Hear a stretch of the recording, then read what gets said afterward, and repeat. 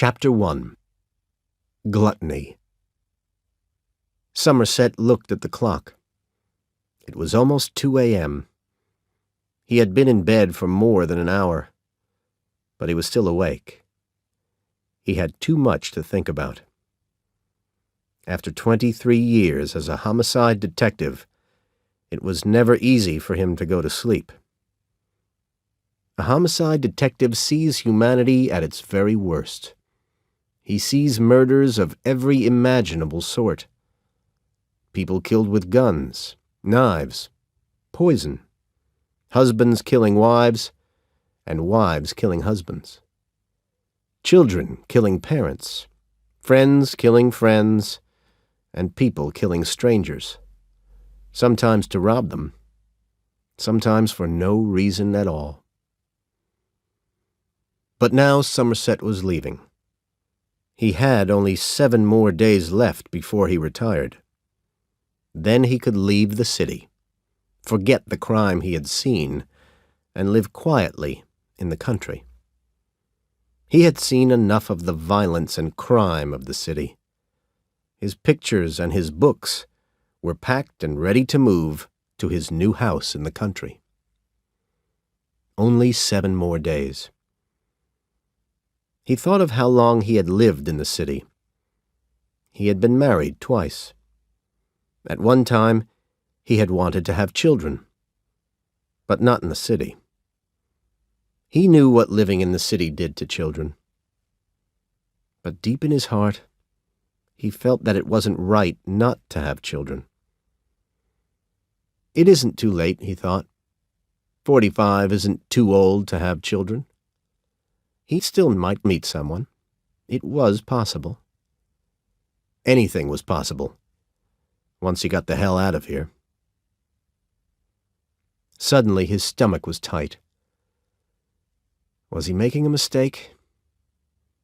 He'd lived his whole life in the city. What if he hated the country? He tried to stop himself thinking and go to sleep. It will all be okay, he told himself. Only 7 more days of crime, of the noise and mess and violence in the city, and then his life would start all over again. That afternoon, he had visited the house he was buying in the country. The house was old and needed some fixing, but he liked it. In the morning, the phone woke him from a deep sleep. There had been another murder.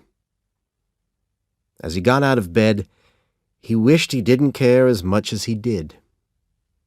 It would make the next 7 days a lot easier.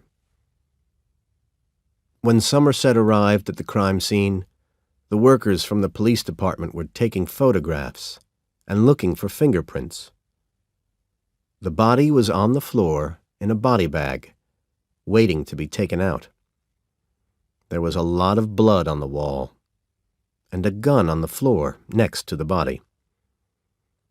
"The neighbors heard them screaming at each other," said a policeman. "The man who lives in the back said it was going on for about 2 hours, which wasn't unusual with these two." A young man with short hair and a black leather jacket came into the room. "Detective Somerset?" he asked. "I'm David Mills. Today's my first day on homicide." Somerset shook his hand, but said nothing. Mills watched him walking around the room. Somerset was a thin, middle-aged black man with heavy bags under his eyes and a sad face. Everyone at the precinct had smiled when Mills said that he was going to start working with Somerset. Mills wondered why. "Where was your last job?" Somerset asked him. "Springfield. It's up north." "How many homicides you get a year up there?" "Oh, about 60 or 70. "We get that many a month here." "Yeah, but we only had 3 homicide detectives up there." Mills didn't want to get into a fight in his new job, but he had left Springfield because he thought that it was too small and unimportant. He wanted to do real detective work. He wanted to feel that he was doing something that mattered. Somerset thought Mills must be a fool for wanting to work in the city. "For the next 7 days," he said, "I want you to remember that you're not in Springfield." Early the next morning, Mills was awake, sitting up in bed. Tracy, his wife, was asleep by his side. She didn't like the city, with its noise and dirt and crime. Mills studied his wife's face. There was always something about Tracy's face. She had big eyes and a small mouth that reminded him of a child. He thought that it made her more beautiful when she smiled. But she didn't smile so often now that they had moved to the city. Her face always looked worried. Even in her sleep, she worried. "Maybe this move is a big mistake," thought Mills. "Maybe Somerset is right. Maybe Springfield is a better place." No, he thought, he was right to move. But he was happy that Somerset was retiring. He understood why everyone at the precinct wanted him to go. The phone rang. Tracy jumped up. "What is it?" she cried. Mills picked up the phone before it rang twice. "It's okay," he said. "It's only the phone." It was Somerset. "Meet me at 377 Baylor Street," he said. The way he spoke annoyed Mills. "What have we got?" he asked. "Possible homicide," said Somerset, and hung up before Mills could ask anything more. Outside the apartment block on Baylor Street, Somerset was already waiting when Mills arrived. "We'll need some lights," said Somerset. "The electricity is off inside." "Any guess about the time of death?" Mills asked Somerset. "No, but it seems he's been sitting with his face in a plate of spaghetti for 45 minutes now." Inside the apartment, there were dirty pots and dishes, and open cans and boxes of food everywhere. And there were insects feeding on the garbage. The smell was terrible. A very fat man was sitting at the table with his face in a plate of spaghetti. They had never seen anyone as fat as this man. Somerset saw that his hands and feet were tied. He couldn't understand what had happened. Then the medical examiner came into the room. He took no notice of the detectives. "Do you think it was poison?" asked Mills. Instead of answering, the doctor lifted the man's face out of the spaghetti. "He's dead," he said. "We know that for sure. Point that light you're holding at his mouth." "What do you see?" Somerset pointed the light and looked closer. "There are little blue pieces around his mouth. See?" "Yeah. So what is it, Doc?" "Don't know. I never saw anything like that before." He let the man's head back down into the spaghetti. The dead man's name was Peter Eubanks. The body was in the medical examiner's room, where Mills and Somerset were talking to the doctor. Eubanks had always been heavy, but not as heavy as he was when he was found dead. 304 pounds. The doctor said some of his bones were bending under the weight. Mills wondered whether the man died of poison, but the doctor didn't think so. He explained why, showing Mills parts of the inside of the body, which was cut open for examination. Mills had to make himself look. "Are you saying that he died from eating too much?" Mills asked. "Yes, I think that's exactly how he died." "What about these marks on the back of his head?" Somerset said. "It looks like a gun was pressed against his head."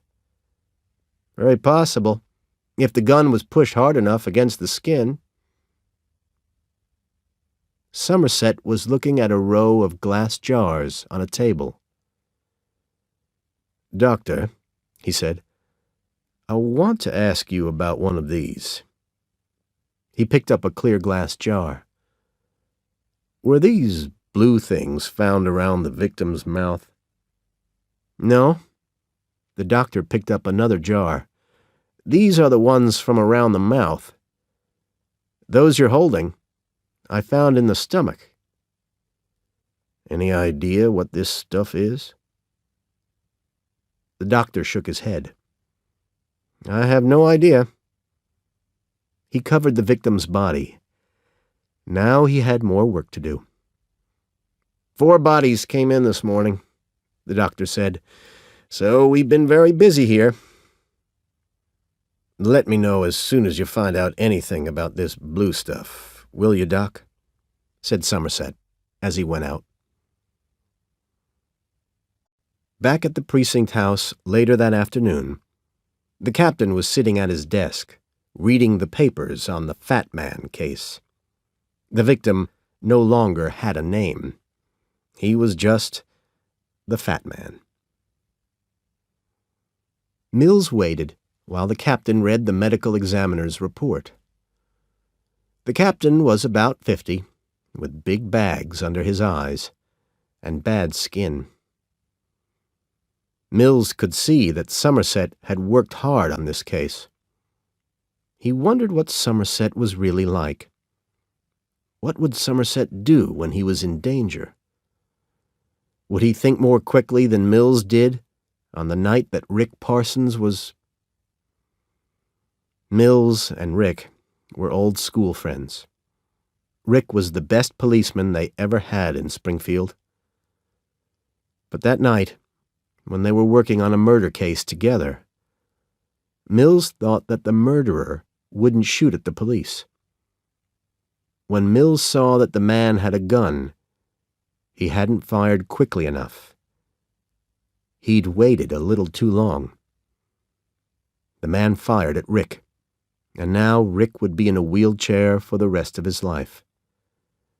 And no matter what Rick and Tracy said, Mills thought he was to blame.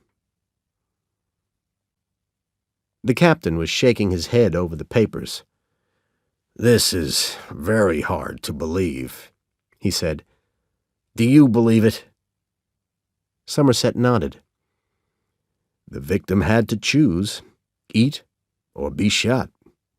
The killer put food in front of him and made him eat it. Perhaps this went on for 12 hours or more. The killer kept him awake and made him keep eating."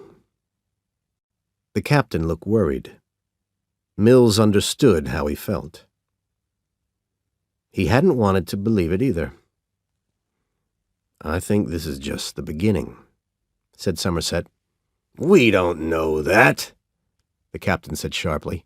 "We have 1 dead man, not 4, not 3, not even 2. Then what's the reason for it?" Somerset looked tired. The captain was angry. "Don't start, Somerset," he said. "Don't start imagining things before they happen. You have no evidence that there will be another murder." Somerset was too tired to argue. "I want to be taken off the case," he said. "You've only got a week left," the captain said. "What difference does it make?" "This can't be my last case," said Somerset. "It'll go on and on. I don't want to leave it unfinished when I go. And if you want my opinion," Somerset pointed at Mills, "this shouldn't be his first case." Mills jumped up. "This isn't my first case," he shouted. "You know that." "This is too soon for him. He isn't ready for one of these," said Somerset. "Look," the captain said, "I don't have another detective I can give this to. We don't have enough people. You know that." "Give it to me, Captain," said Mills. "I can manage it." The captain turned and stared Somerset in the eye. "You serious about this killer? You think he's just getting started?" Somerset closed his eyes and nodded. "Hell," the captain said, "as often as I've wanted you to be wrong, you rarely are. That's why I'm leaving you on the Fat Man case, Somerset. As for you, Mills, I'm putting you on another case." "But, Captain—" "No buts. That's all. Now go." Mills was so mad, he wanted to throw a chair through the window. He wanted to stay with Somerset. He just didn't want them to think of him as a beginner. He wanted to show the captain that he could manage on his own, even in the city. "You heard me, Mills. Get going," the captain ordered. Chapter 2. Greed. The next morning, Somerset was in his office when the captain walked in. "Have you heard?" the captain asked. "Heard what?" "Eli Gould was found murdered last night." Gould was possibly the top criminal defense lawyer in the city. No criminal was too nasty for Gould to defend. If they could pay enough, he would do anything to defend them and help them escape punishment. It didn't matter how terrible their crime was. "Someone broke into his office and killed him," the captain said. "They wrote the word greed on the floor, in his blood." Greed. Somerset could think of worse things that could be said about Eli Gould. "I'm putting Mills on the case. I told him he would soon have a case. I just wish it wasn't this." Somerset went back to his typing. "I'm sure he'll do fine." The captain was shaking his head and looking doubtful. "You won't like it out there in the country. You know, you're not really leaving. You only think you can leave." "I can't live here anymore," said Somerset. "I don't understand this place anymore. People used to kill somebody for a purpose, even if it was a stupid purpose. Now they do it for the hell of it, just to see what will happen." The captain let out a deep breath. "I hear what you're saying. It's just that I don't want to lose you. They don't make detectives like you anymore." "You've got Mills. He'll be okay." "But he won't be you." "Not if he knows what he's doing," Somerset thought. "Oh, I almost forgot," said the captain, holding up a jar with the little blue pieces in it. "These were found in the fat man's stomach. The doctor thinks that the killer made him eat them. They're pieces of the floor." Somerset went back to Eubanks's apartment. He wanted to find where the pieces of blue floor had come from. He looked everywhere, but couldn't find anything until he felt under the front of the refrigerator. Then he could see that was where they came from. The larger pieces in Somerset's jar fit the holes. Someone had moved the refrigerator and broken pieces of the floor cover. Somerset managed to pull the refrigerator away from the wall so that he could see behind it. The dirt on the wall was cleaned off, and the single word, gluttony, was written there. A clean white envelope was pinned to the wall. Somerset's blood froze. He reached for the envelope, but it was a little too far away. Later, in his now empty apartment, Somerset was thinking about what he'd found behind the fat man's refrigerator. If he said nothing about it, there would be no link between the murders of Eubanks and Gould. Then it would be Mills's problem. But he couldn't do that. Mills wasn't ready for this. He thought he was, but he wasn't. It was still Somerset's problem. So now he had gluttony and greed. Mills was excited when he saw the note Somerset had found behind the fat man's refrigerator. "So, we have a link between the two killings," he said. He read the note again. "Long is the way, and hard, that out of hell leads up to the light." But what does it mean? Is he trying to tell us something? It just seems crazy to me. It was hard for Somerset to control himself. But instead of telling Mills he was a fool, he held up photos of the words greed, in blood, and gluttony. "You ever heard of the 7 deadly sins, Mills? Greed, gluttony, wrath, envy, sloth, pride, and lust." Understanding slowly showed on Mills's face. "You think he's going to do one for each sin?" "It seems so, doesn't it?" "Oh, no." Mills was shocked. "So we do have a link." "Oh, no is right," thought Somerset.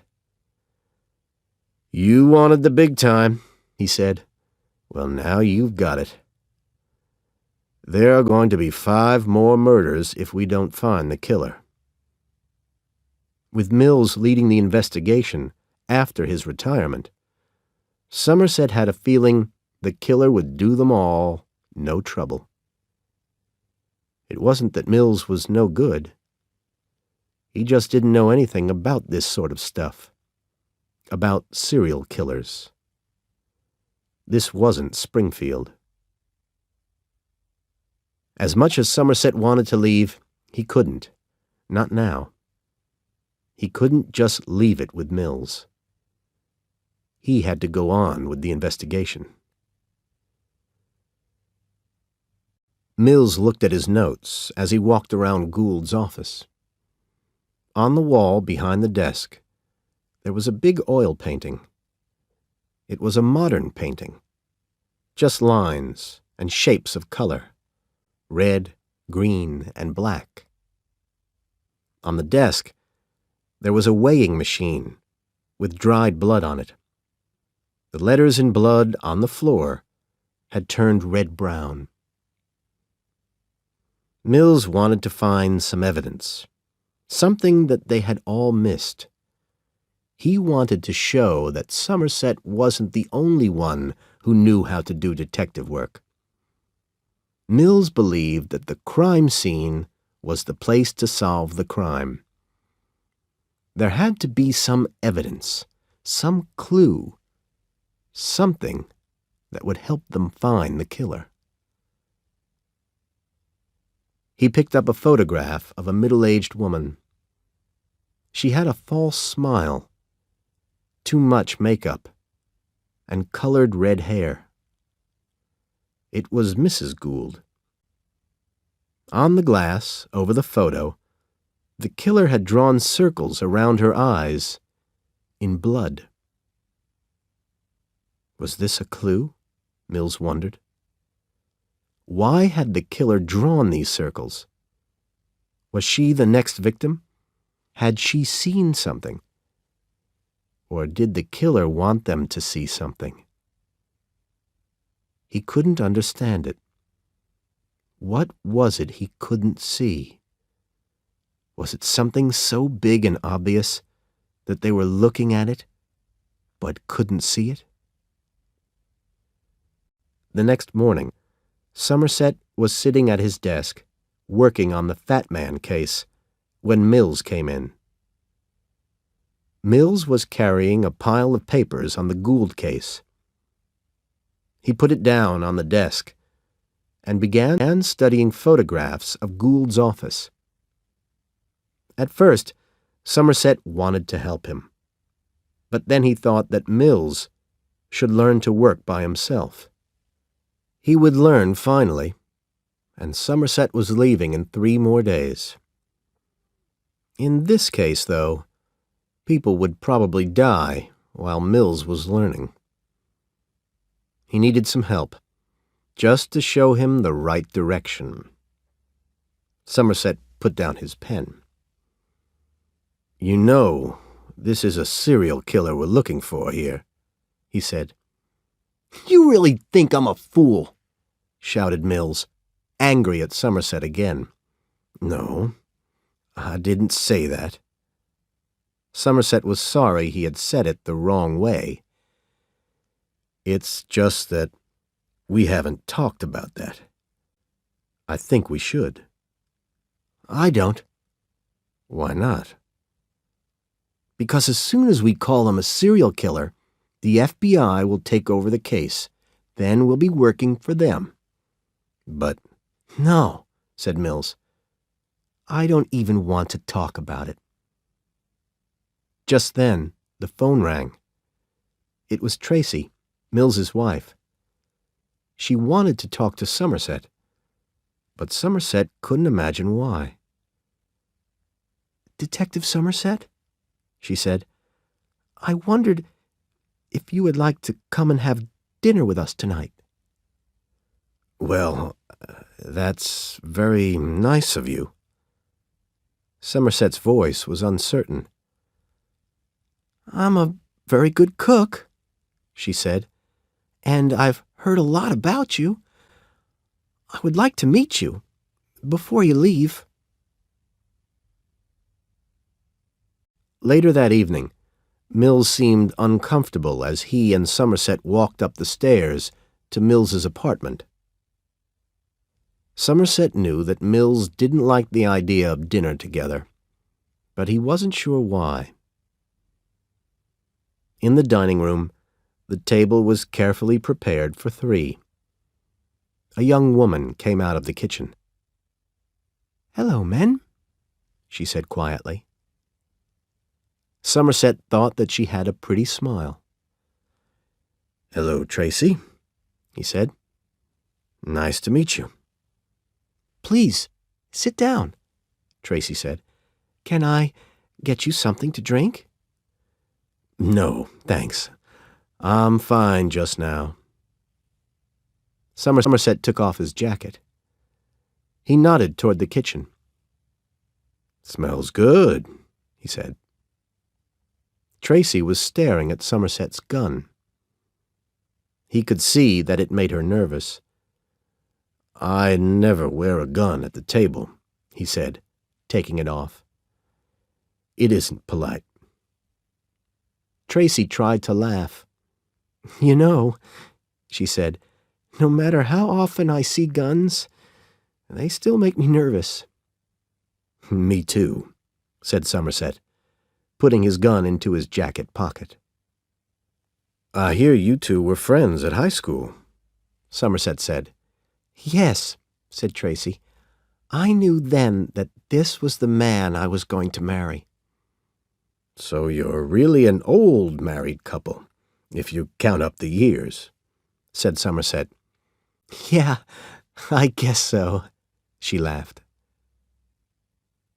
Tracy put a dish of lasagna on the table, and poured wine into their glasses. "Why aren't you married?" she asked as she sat down. "I was married. Twice." Somerset looked thoughtful as he drank a little wine. "Somehow, it didn't work, though." "That surprises me," she said. He laughed.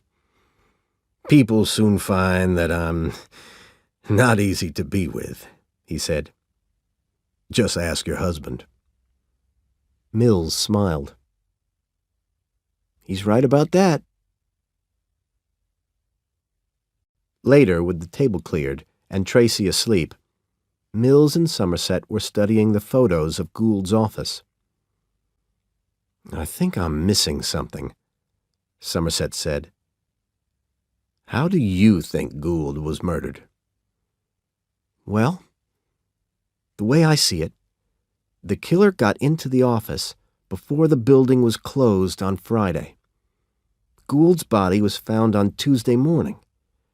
The building was closed all day on Monday, which means that the killer was probably with Gould all day Saturday, all Sunday, and even Monday."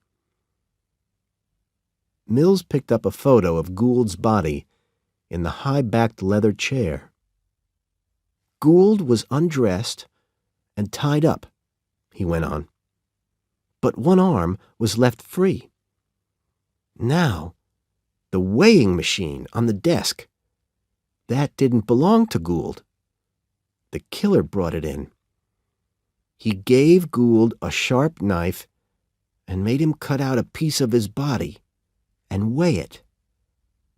There was this note." He picked up a photo and gave it to Somerset. "Look at this." Somerset read the note. "1 pound of meat, no more, no less." His face was hard.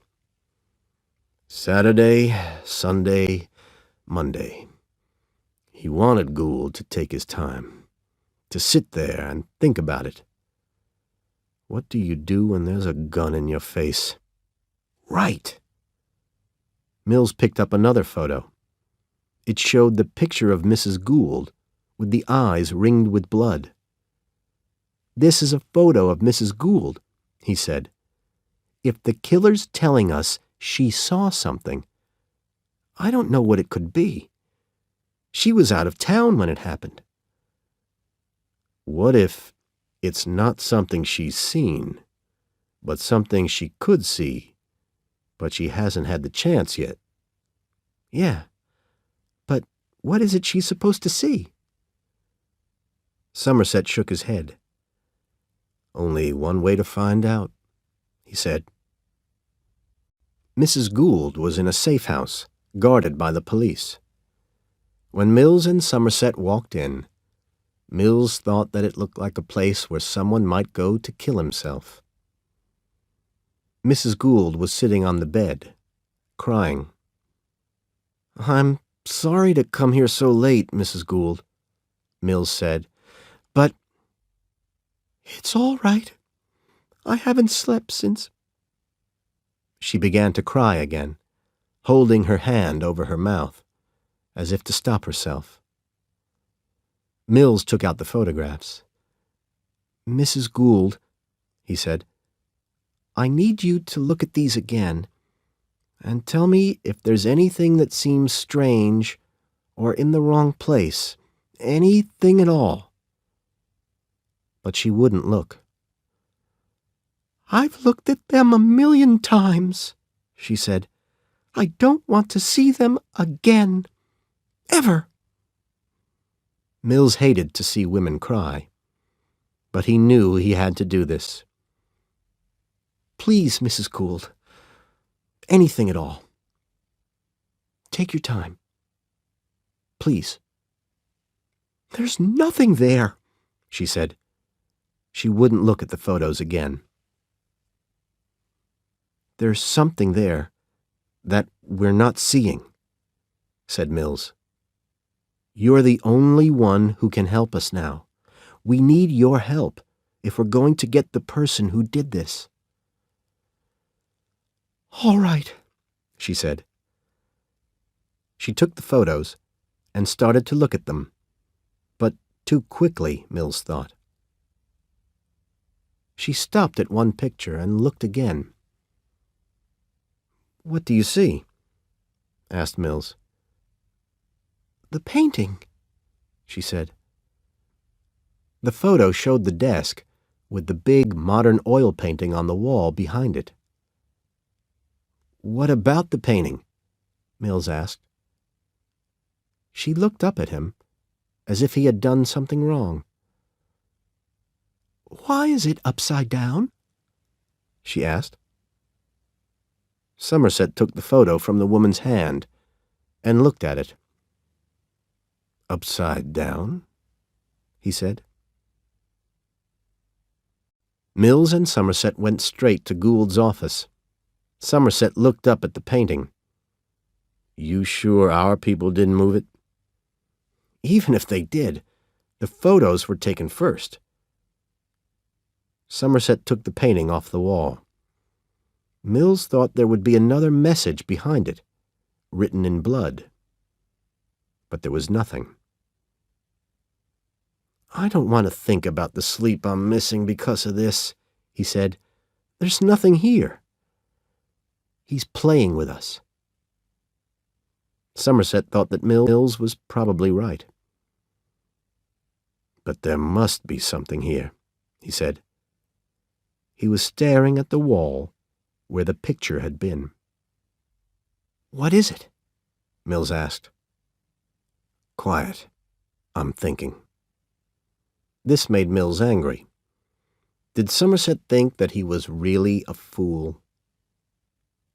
Somerset took out a brush and a small box. Standing on a chair, he began to brush the wall with fingerprint dust. "Do you know how to do that?" Mills was doubtful, but Somerset kept on working. Mills tried to be patient, but he wanted to see what Somerset had found. "What is it? What do you see?" "Nothing, right?" "Wait, just wait," said Somerset, still working. Finally he moved away, and Mills got a good look at what he had found. Written in fingerprints, as clear as ink, was, "Help me." Mills couldn't believe what he saw. He looked at Somerset in surprise. "This guy really is good," he thought. Chapter 3. Sloth. Somerset needed to know if the fingerprints he had found matched those of a known criminal.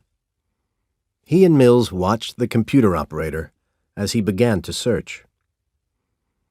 "I've known this to take as long as 3 days, the operator said. "So why don't you wait outside?" Outside the computer room was an old sofa. Somerset sat down and looked at his watch. It was 1:20 a.m. Mills got a can of Coke from a machine and sat next to Somerset. "You think our guy is crazy and asking for help? Is that his problem?" Mills asked. "No, I don't think so. It doesn't fit. I don't think he wants us to stop him. Not until he's finished." "I don't know. There are plenty of people doing things they don't want to do because they have voices in their heads telling them to do bad things." Somerset shook his head. "Not this guy. He may be hearing voices, but these murders were well planned. He's not going to stop until he's finished what he wants to do." Mills said nothing. He drank some Coke, looking at Somerset. "Something wrong?" Somerset asked. Why is it that nobody believes you're going to retire? Somerset didn't know how to answer this, because sometimes he didn't believe it himself. Instead, he said, "You meant what you said to Mrs. Gould tonight about catching this guy, didn't you?" "Of course. I could never say that to her. I've seen too many killers plead madness. The ones that can pay get a lawyer like Gould to defend them, and a lot just disappear. They kill for a few weeks or months, and then we never hear from them again. I can't think the way you do. That's why I'm going." "If you think that, then what are we doing? Tell me." "We just get all the facts, all the evidence. We write it down and hope that someday it will be used." Somerset knew that whatever he did, it rarely ended the way he wanted. In the end, 12 ordinary people decided whether a criminal was guilty or not guilty. "Wake up, sleepyheads! You have a winner!" It was the captain standing over them. Mills and Somerset had fallen asleep on the sofa. Mills looked at his watch. It was 6:25 a.m. Never enough sleep, he thought. "Here's your man." The captain showed a photo to Mills and Somerset. It showed the thin face of a young man with long, stringy hair and lots of rings in his ears. Victor Dworkin was his name, age 25. "We know Dworkin. He's been in prison for robbery and sex crimes. The last time he was in trouble with the police, his lawyer helped him go free. That lawyer was Eli Gould, Mr. Greed." Mills's eyes lit up. "That's our link," he said. "Wait. Nobody has seen or heard from Dworkin for months. But we do have an address, and we're checking it now." A red-haired officer called California and 4 other policemen in uniform came running toward them. The captain began giving them their orders. "What do you think?" Somerset asked Mills. "Is Dworkin our killer?" Mills thought for a moment. "He doesn't seem like our man, does he? I don't see our killer fitting that description." Somerset nodded. "No," he said. "Our guy seems to have more purpose. Dworkin looks like the type who has trouble getting out of bed in the morning." "Yeah, but what about the fingerprints?" Somerset took a deep breath. "Yes, they're his. So I suppose it must be him."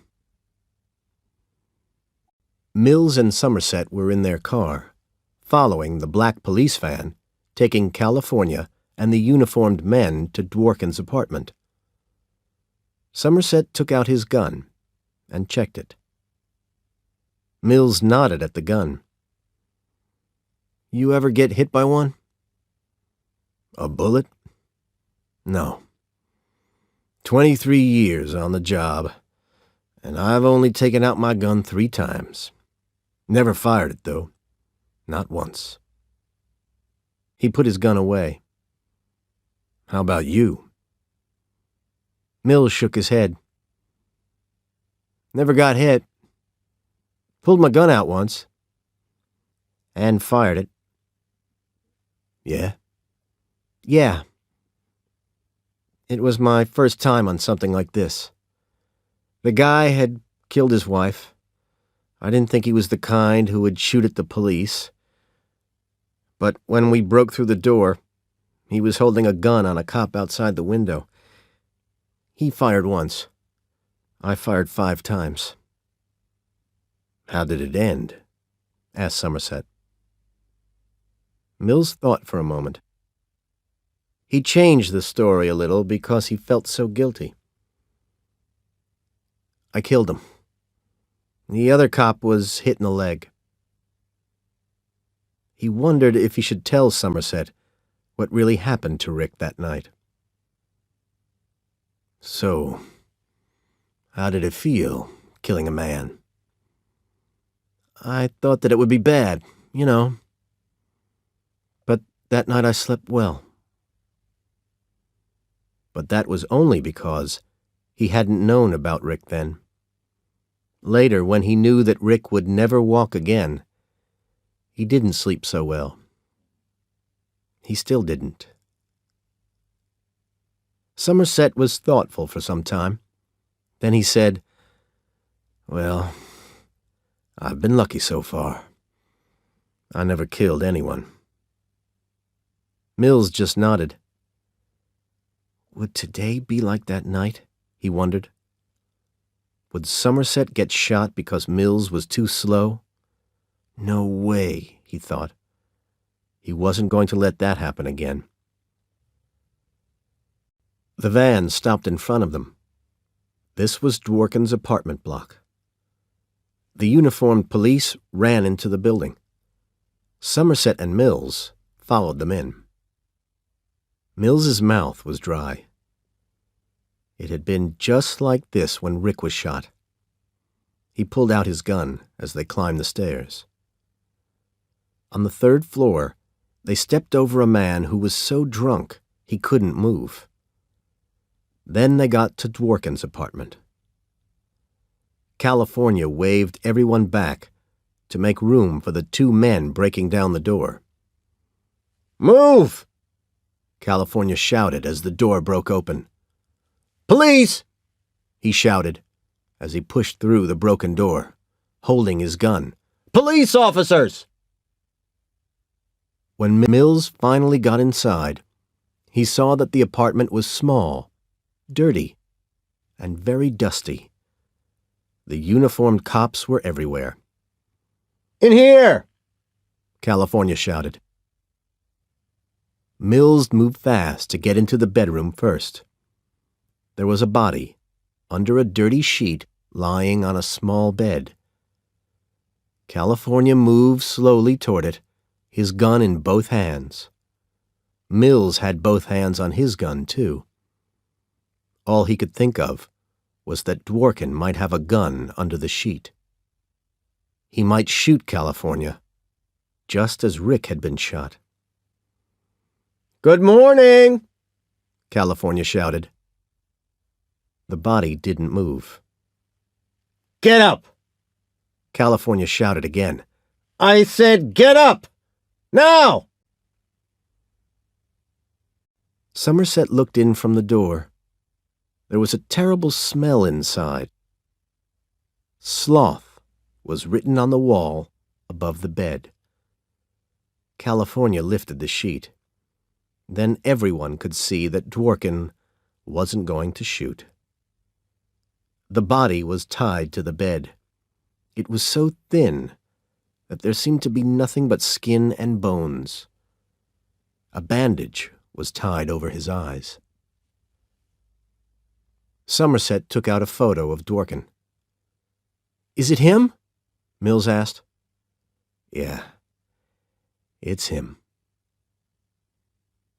California pointed with his gun at the man's right arm. The hand had been cut off at the wrist. Mills kept shaking his head. He couldn't believe what he saw. "Oh, no, no," he was saying. One of the policemen showed Somerset some photos pinned to the wall. They showed Dworkin tied to the bed. Each one had the date written under it, and in each one, the body was thinner. "There are 52 of them," the policeman said. "I counted." Somerset pointed to the date on the first photo.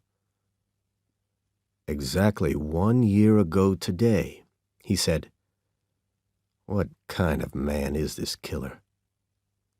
Suddenly, a loud noise came from the body. California jumped back and fell over a chair. "He's alive!" he shouted. Dworkin's mouth was open, and his lips moved a little. A strange sound came from his throat. "He's alive!" said California again. "Get an ambulance! Now!" Somerset and Mills were back in the office that afternoon. Somerset looked as if he had the weight of the world on his shoulders. It annoyed Mills. Somerset wasn't the only cop on this investigation. "I want to catch him too," Mills said. "You know that. I want to hurt him." Somerset picked up some papers. "Did you read this?" he asked. "The money for Dworkin's apartment was paid regularly. The killer planned and worked hard to keep Dworkin alive so long. Exactly a year to the day. And he paid for his apartment. He knows what he wants to do, and he's patient." Somerset remembered the note he had found. "Long is the way, and hard, and the 7 deadly sins." Somerset liked to read books. Perhaps the killer did too. That gave him an idea. He took Mills with him to the public library. Somerset seemed to have friends everywhere. In a short time, he had a computer list of people who had borrowed books on subjects like crime, sin, the church, homicide, anything that would interest the killer. They sat in Somerset's car and checked the list. Mills thought they were wasting their time. "You got a better idea?" asked Somerset. "Maybe this is one we should check," said Mills, suddenly sitting up. "This guy's had," he counted, "over 30 of these titles." "What's the name?" "You won't believe it," said Mills. "John Doe." Somerset started the engine. "What address?" he said, as the car pulled into the street. Chapter 4. John Doe. John Doe's apartment was on a narrow street in a poor part of the city. They took the elevator to the 6th floor. Doe's apartment was in the front of the building, but Somerset thought that even if he had seen them coming, Doe wouldn't know who they were. Mills knocked hard on the door. Somerset heard a noise, but it didn't come from inside the apartment. He turned and saw a dark shape in the shadow of a door. Then he saw the gun. "Mills!" he shouted. They both hit the floor at the same time. The noise hurt Somerset's ears. Big holes appeared in the door of Doe's apartment. Hollow bullets, thought Somerset. He imagined Mills getting shot. He would have to tell Tracy. But Mills had pulled his gun and run after Doe before Somerset could even think of stopping him. Be careful, he thought. He was worried for Tracy. Somerset followed Mills down the stairs. Doe was standing on the floor below, his gun in his hand. Mills jumped back, just as Doe fired. The bullet hit the wall close to Somerset. Mills waited for another shot. Instead, he heard a door close. As fast as he could, he ran through the door and saw Doe running.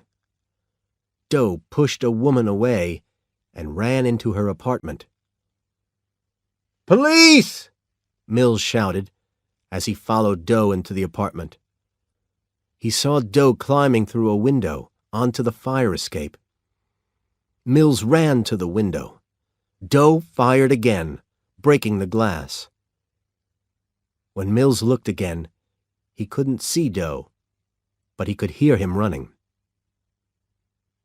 Out on the fire escape, Mills ran and jumped to the ground. When he reached the street, he wanted to scream. There were people everywhere. In this crowd, he would never see Doe. Then, suddenly, impossibly, he saw him. Doe was waiting to cross the street, looking for a break in the traffic.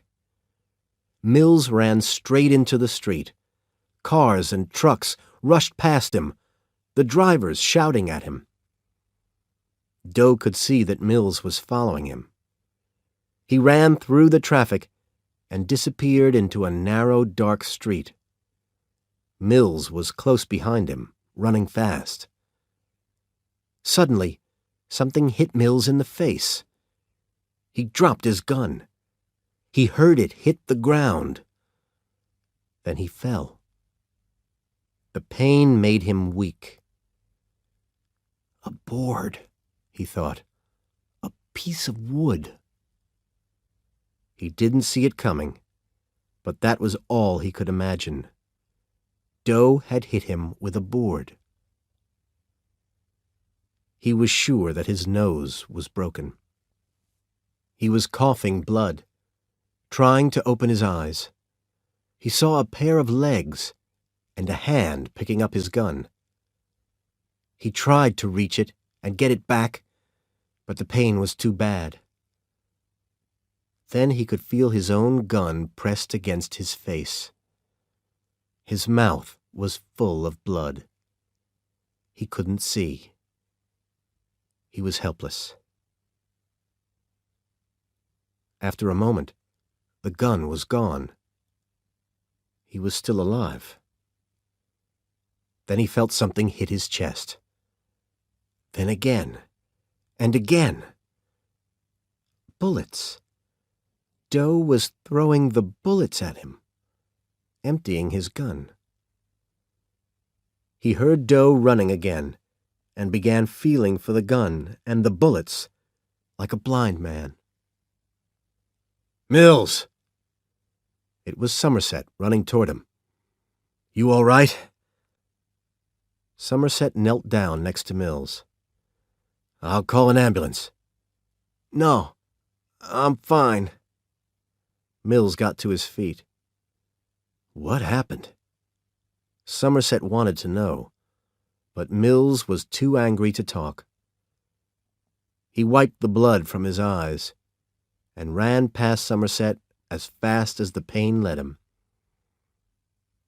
Somerset tried to keep up with Mills, tried to get him to tell what had happened. But Mills was too angry. He was going to do something stupid. Somerset knew it. The broken door of Doe's apartment opened easily. Inside, everything was dark, because the walls were painted black. So were the windows. The living room had only a lamp and a chair in it. The next room they looked into was also painted black. There was one small bed with a dirty sheet on it. In the middle of the room was a small desk and a lamp. Inside the desk were neat rows of empty medicine bottles and boxes of bullets. Mills saw that some of the bullets were the hollow type that are called cop killers. In a corner of the room was a small table. On it, there was a careful arrangement of things around a large glass jar. In the jar was a human hand. Victor Dworkin, thought Mills. Oh, man. Mills found the bathroom. It had only a soft red light. Doe had made it into a photographic darkroom. Film hung all around. photos were pinned to the wall everywhere. There were pictures of Peter Eubanks, still alive. Eli Gould, cutting into his own body. Victor Dworkin, his face, asking the camera for pity.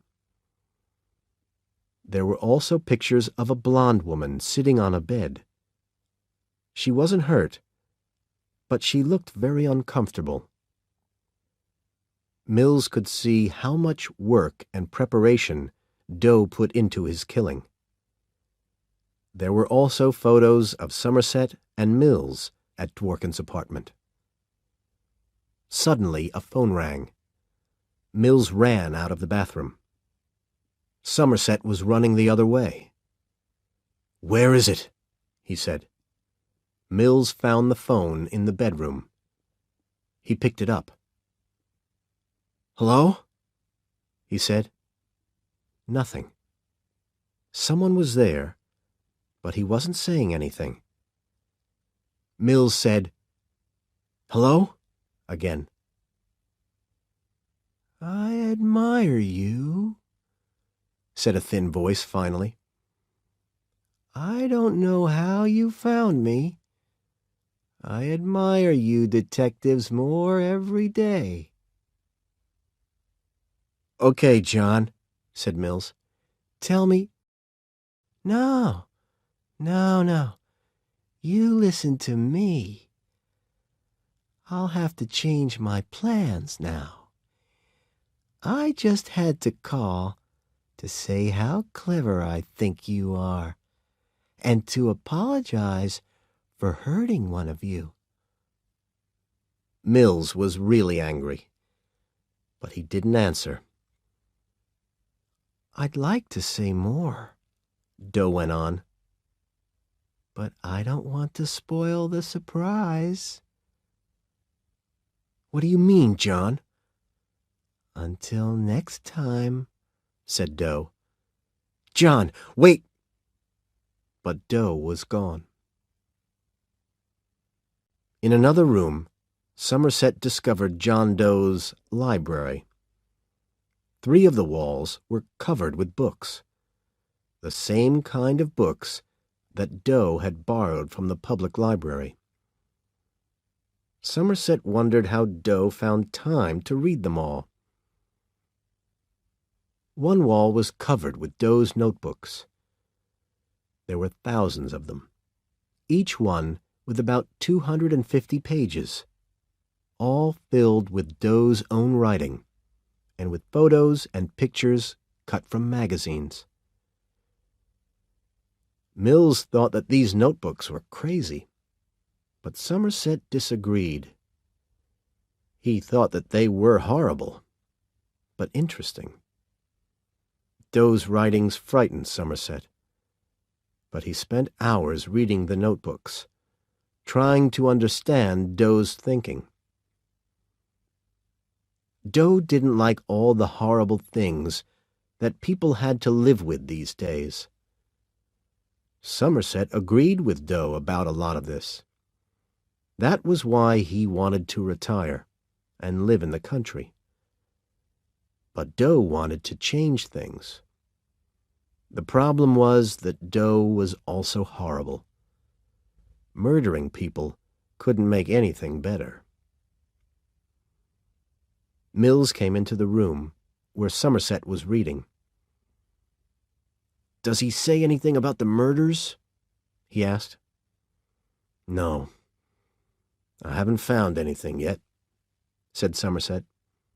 "Do you have anything new?" Mills showed him a photo of a blonde woman standing on a street corner.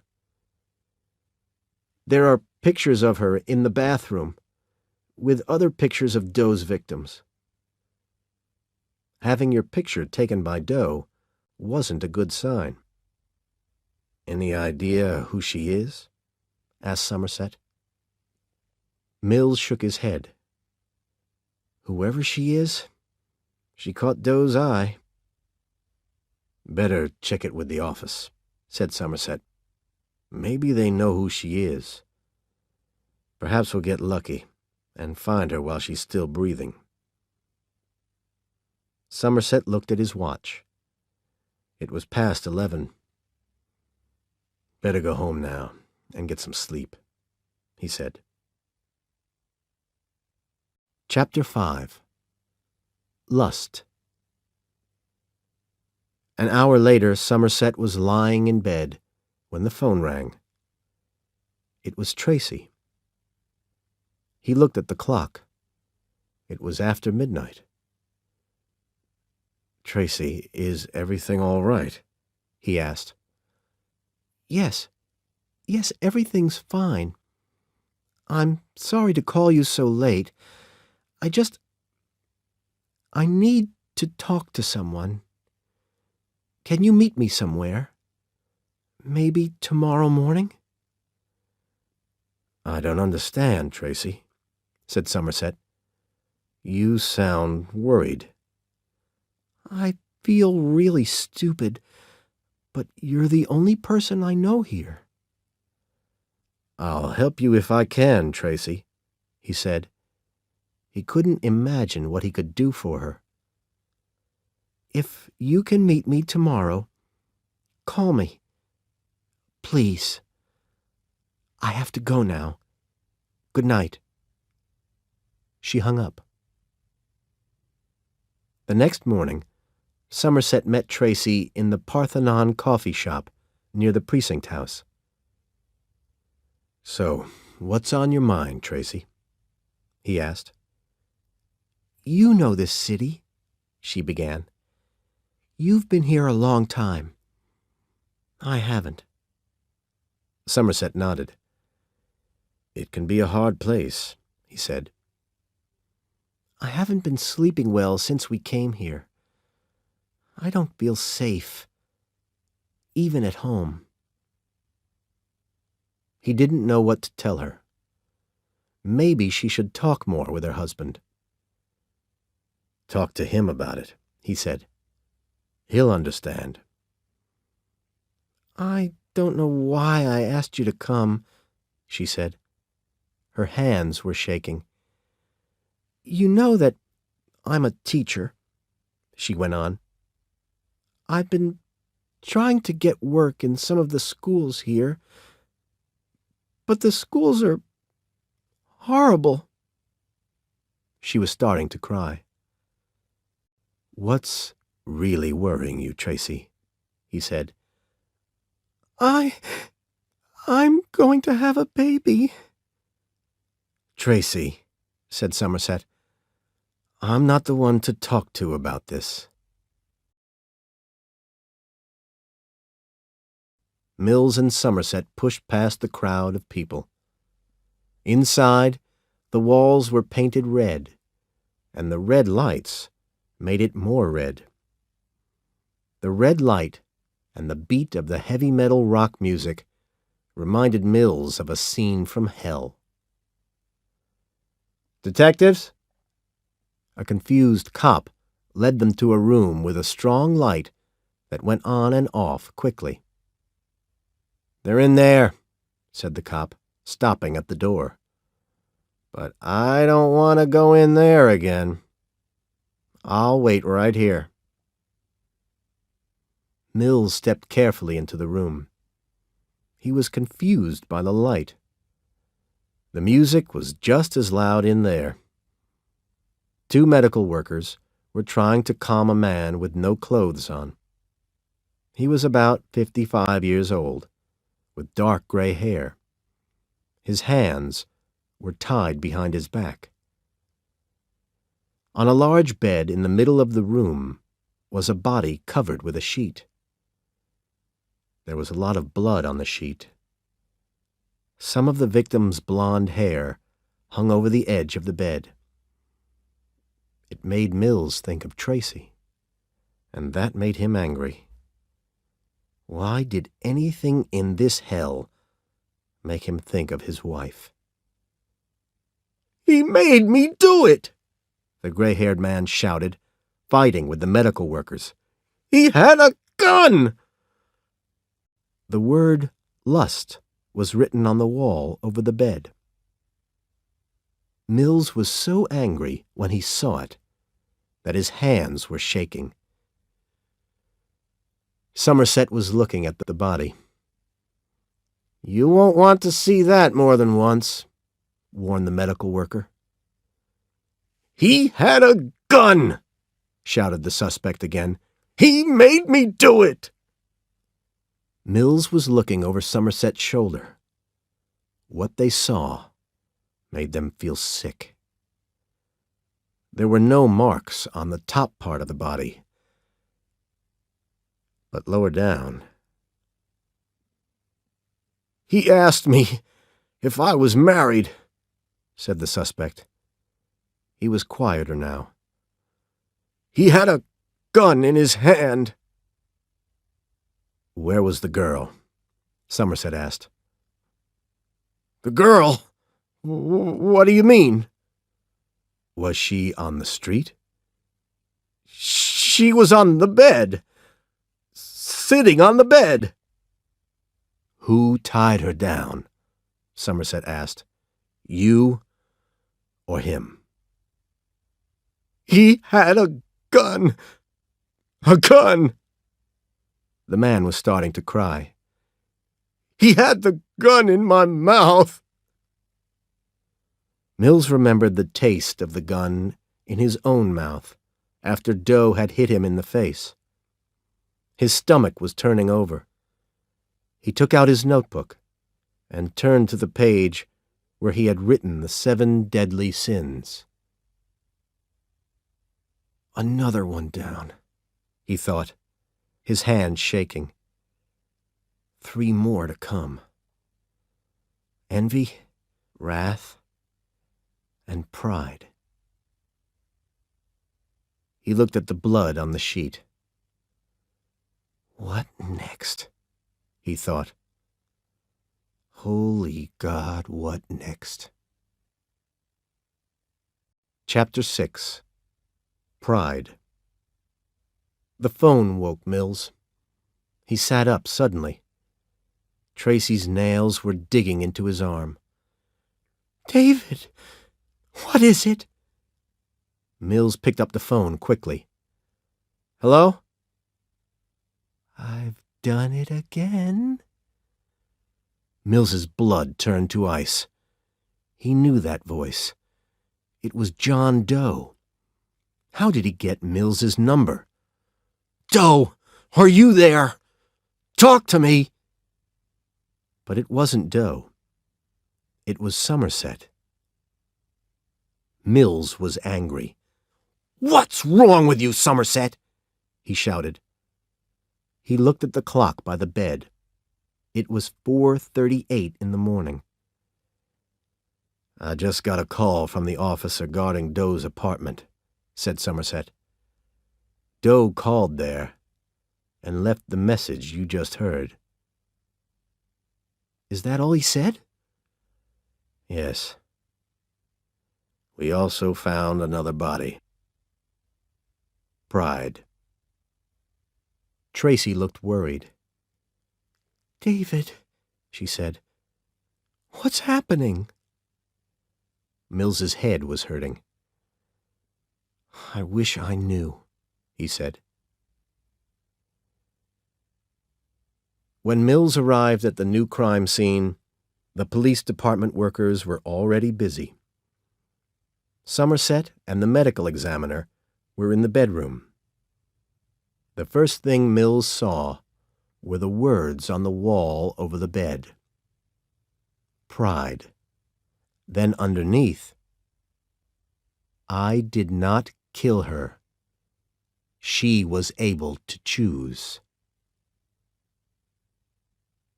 Sitting up in bed was the body. Her face was bandaged. There was blood on the bandage. In one hand, she held a small bottle. 2 red pills had fallen out onto the bed. The bed was crowded with soft, woolly animals.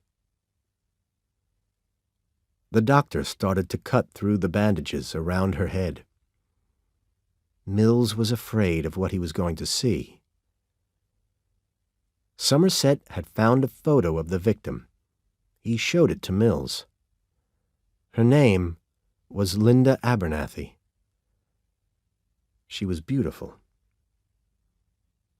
The doctor took off the bandage. Her nose was gone. Mills had to look away. His stomach was turning over. He had to leave the room. "The killer cut off her nose," said Somerset, "and gave her the bottle of pills. She could choose to live without a nose or kill herself." Mills and Somerset drove back to the precinct house through the slow-moving traffic. As they got out of the car, a man got out of a taxi and followed them into the building. "Excuse me, detective?" Mills kept on walking. "Detective!" Mills turned around and almost fell over with surprise. It was John Doe. Doe smiled and held up his hands. His shirt and pants were wet with blood. Mills couldn't believe this was happening. "It's him!" California suddenly shouted. He pulled his gun and ran up to Doe. Pushing his gun against Doe's ear, he shouted, "On the ground! Now! Move!" By this time, Mills and several other cops had their guns pointed at Doe. Somerset ran back down the stairs. "Be careful!" he shouted. Doe was lying on his face, doing what he was told, but Mills wasn't going to take a chance. He stood over Doe with his gun pressed against Doe's neck. "Hands behind your head," he ordered. "Don't move."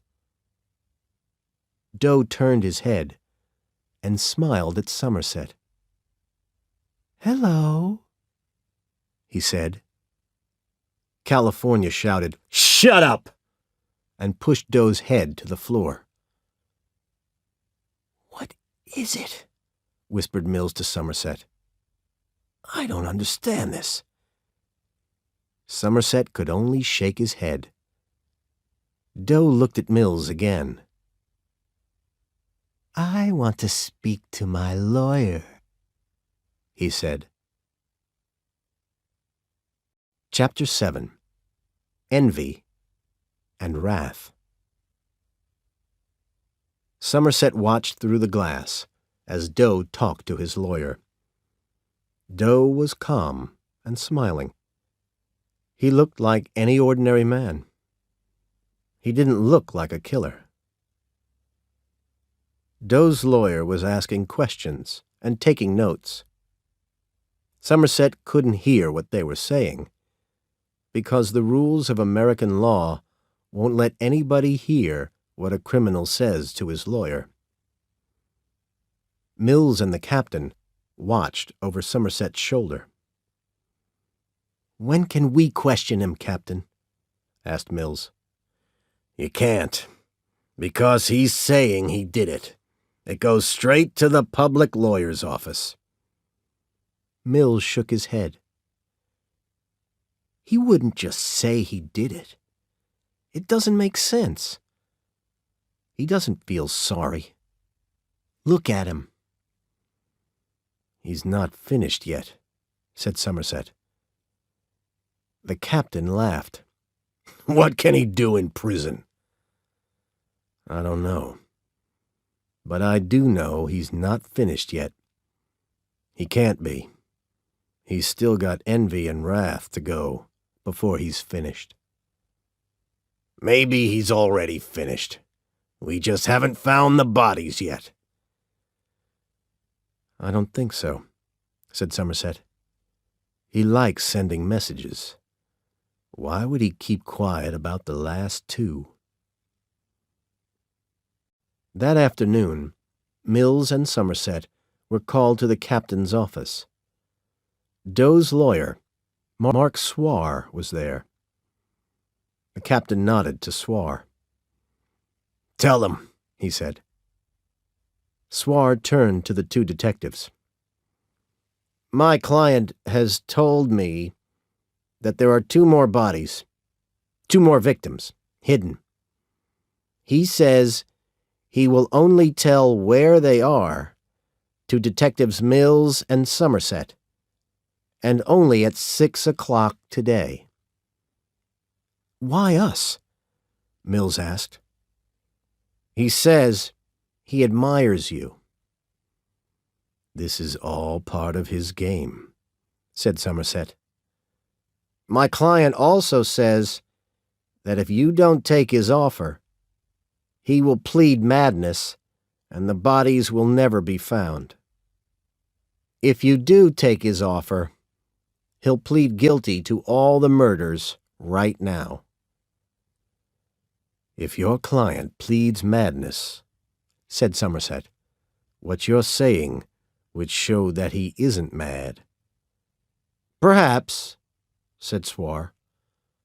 "But think of what the papers would say if the police didn't try to find the bodies of two of his victims." "If there really are two more bodies," said Somerset. He knew that it was wrong to do what Doe wanted, but he couldn't see any other possibility. Mills and Somerset sat in a police car on the precinct parking lot.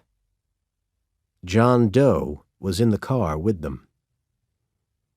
A mile away, California and two cops with guns waited in a helicopter. As the helicopter lifted into the air, a uniformed cop gave Somerset the sign to move. Somerset and Mills had microphones on them. California would be in the helicopter, listening to everything that was said. If anything went wrong, he would be right there. Somerset drove through the city streets until they left the buildings behind. 20 minutes later, they were on the freeway, driving through the desert.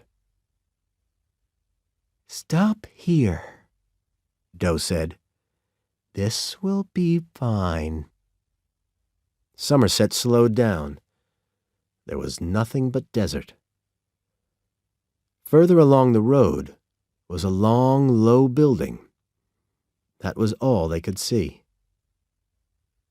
Somerset stopped the car. Doe looked at Mills. "Can we get out now, Detective?" he said. Mills and Somerset looked at each other. It was hard to know if this was part of the plan or just madness. Somerset looked for the helicopter, but he couldn't see it. He couldn't imagine what Doe wanted to do here. They were in the middle of nothing. But if anything happened, the helicopter would be there like a cat on a mouse. Doe was looking back down the road. "What time is it?" he asked. "Why?" said Somerset. "What are you looking for?" He looked at his watch. It was just past 7. "It's close," Doe said. "It's coming." In the distance, a white van was coming along the road toward them, making a cloud of dust. Somerset took out his gun. "Stay with him," he shouted, and started running toward the van. Mills pulled his gun and held Doe more tightly. "Wait!" he shouted at Somerset. But Somerset kept going. Mills put his gun to Doe's face. "Don't move," he said. California tried to hear what Somerset was saying. There was a lot of noise on his radio. "Delivery van," he heard. "Don't know what..." Did Somerset need him or not? Doe was strangely calm.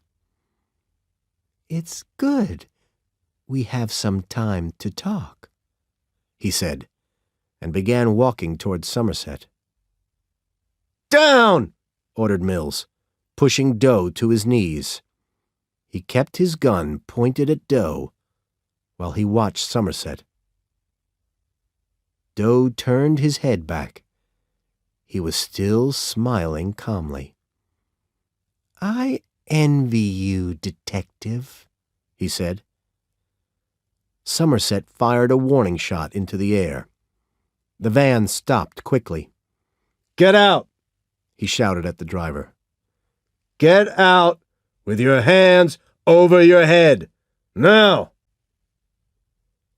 The driver got out, hands high.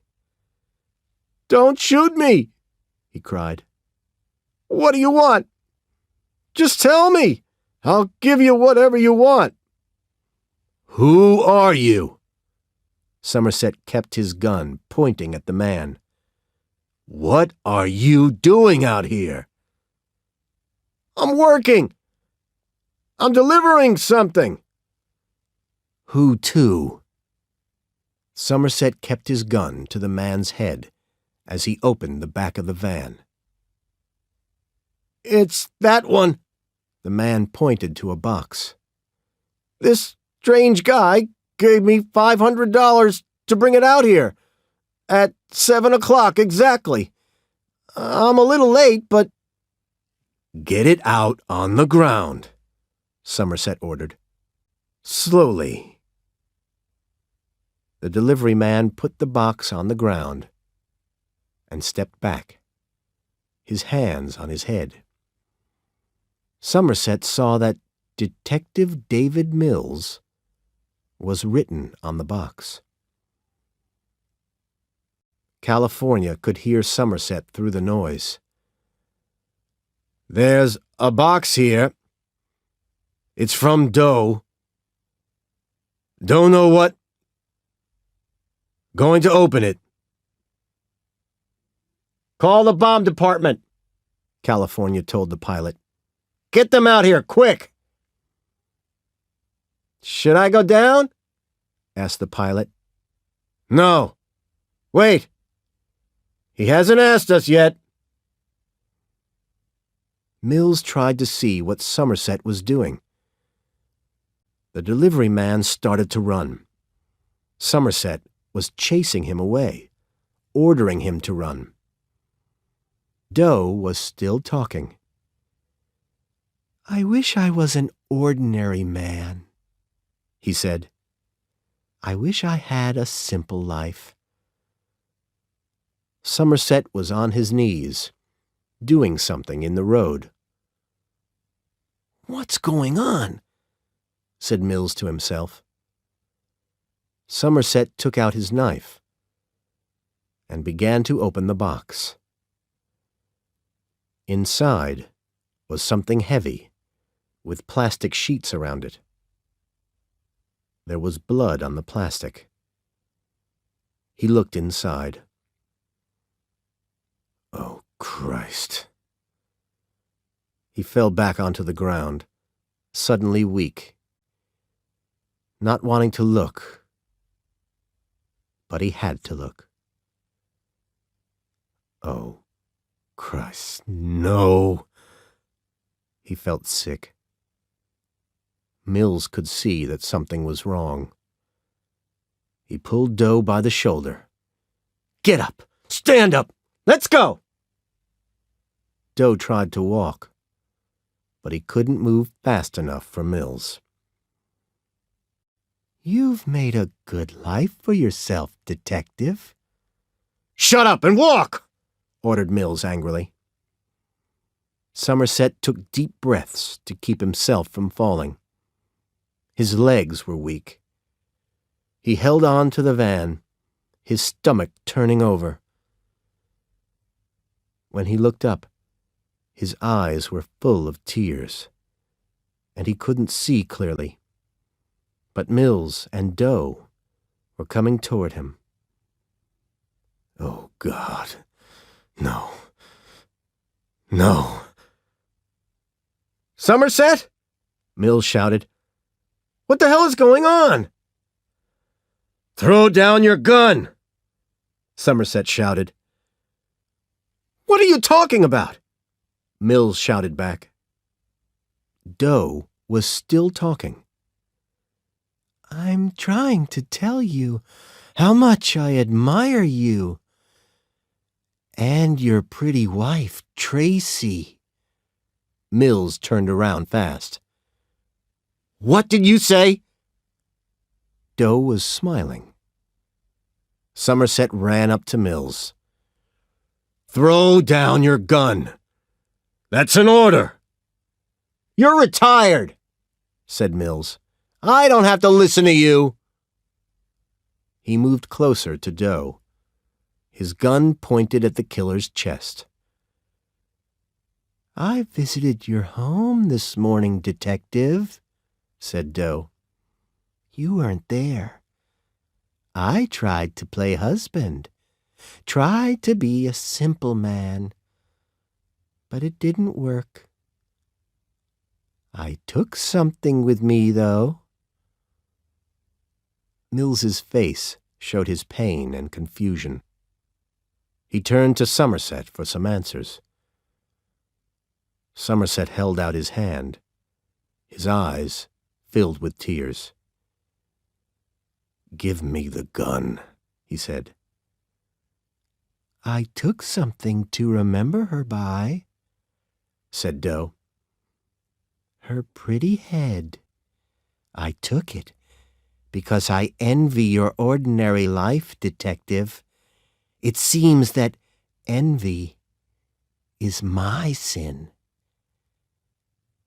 That's not true, screamed Mills, pushing his gun in Doe's face. Say it! It's not true! Somerset pulled Mills away. I can't let you do this, Mills. What's in the box, Somerset? Tell me! Somerset couldn't say the words. I just told you, Detective, said Doe calmly. Shut up! Mills shouted. Become wrath! Doe wanted to make Mills more angry. Shut your mouth! Mills hit Doe across the face with his gun. This is what he wants, Mills. Can't you see that? Kill me, Detective. He wants you to do it, said Somerset. Don't do what he wants. Murder a suspect, Mills, and you throw everything away. We'll say he tried to run, and I shot him. We'll work out the details later. No one has to know. They'll get you, Mills. They won't care who he is. A cop who kills a suspect can't defend himself. Forget about it. You'll go to prison. I don't care. If you're gone, Mills, who's going to fight the fight? Don't listen to him, said Doe softly. Kill me. You're wrong, Somerset argued. Who will take my place if you're not here? Tracy pleaded for her life, Detective, and for the life of the baby inside her. Mills looked confused. His hands holding the gun were shaking wildly. You didn't know. Doe looked shocked. Somerset was suddenly tired and weak. If you kill him, Mills, he wins. Doe closed his eyes, his hands held together in front of his face. Okay. He wins. Mills fired the gun. and the top of Dough's head flew off as he fell backward. Bloody pieces lay in the dusty road. Mills dropped his gun. He turned and started to walk, but only took a few steps before he fell to his knees, holding his face in his hands. Somerset looked at the body. A pool of blood spread from what was left of Dough's head. Somerset closed his eyes. He didn't want to see any more. 2 hours later, Somerset was still there. There was a circle of police cars with their headlights shining on the crime scene. They had taken Mills away more than an hour ago. The captain walked over to Somerset. "It's over," he said. "Go home." "What happens to Mills now?" Somerset asked. "We'll get him a good lawyer. But he'll go to prison. No doubt about that." So Dough did win. He got 7. 8, if you count Mills. 9, actually, if you count the baby. Somerset had a hard time saying it. "Go home," the captain repeated. "You're retired now." "I've changed my mind. I'm staying." "I don't want to retire. Are you sure?" "I'm sure." He opened his car door. "See you Monday," he said. He knew he could never leave now.